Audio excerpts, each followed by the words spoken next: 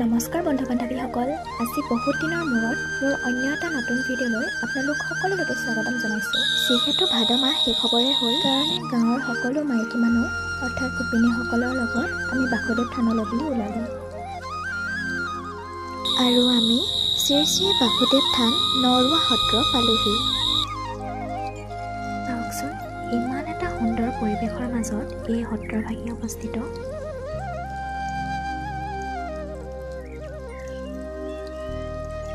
আৰু এইফালে আপা বৰমাহঁত আহি পাই ফটো মৰাত ব্যস্ত।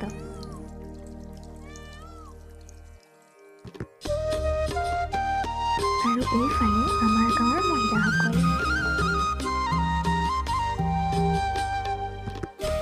সঁচাকৈ বহুত ধুনীয়া পৰিৱেশেৰে এই সত্ৰভাগী আগুৰি আছে।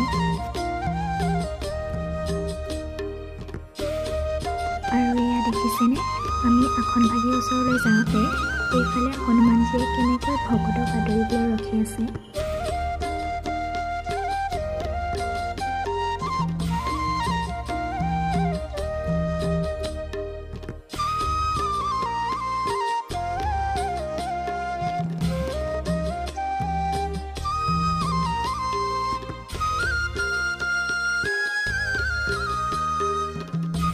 আৰু এয়া সত্ৰৰ ভিতৰ ভাগি আপোনালোকক দেখাবলৈ চেষ্টা কৰিছোঁ।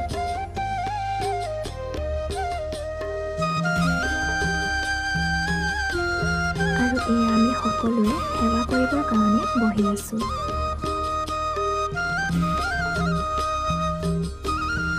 যিহেতু নামৰ প্ৰসংগ কৰি থকা সময়তে আমি সেৱা কৰিলোঁ, আৰু সেৱা কৰি হোৱাৰ পাছত এয়া আমি সকলোৱে লাইন পাতি বহি নামৰ প্ৰসংগ কৰা শুনি আছোঁ।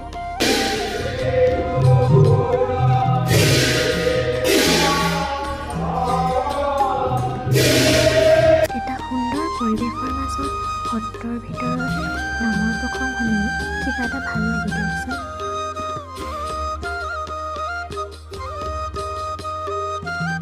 অকণমান সময়ৰ কাৰণে আমি সত্ৰৰ ভিতৰৰ পৰা বাহিৰলৈ ওলাই আহিলোঁ।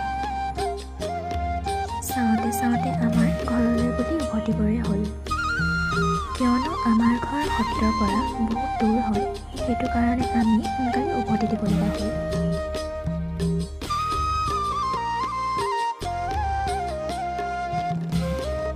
তাৰ পৰা সোনকালে উভতি আহিলোঁ যদিও ঘৰলৈ গৈ থাকোঁতে গধূলিয়ে হ'ল। যিহেতু আজি বহুতৰ ভাগৰো লাগিছে, সেইকাৰণে আহি থাকোঁতে বহুতে টোপনিয়ে গ'ল। আৰু এইফালে ভণ্টিকেইজনীক দেখিছেনে কেনেকৈ থিয় হৈ আহি আছে। কিছুমান ধেমালি ফূৰ্তি কৰি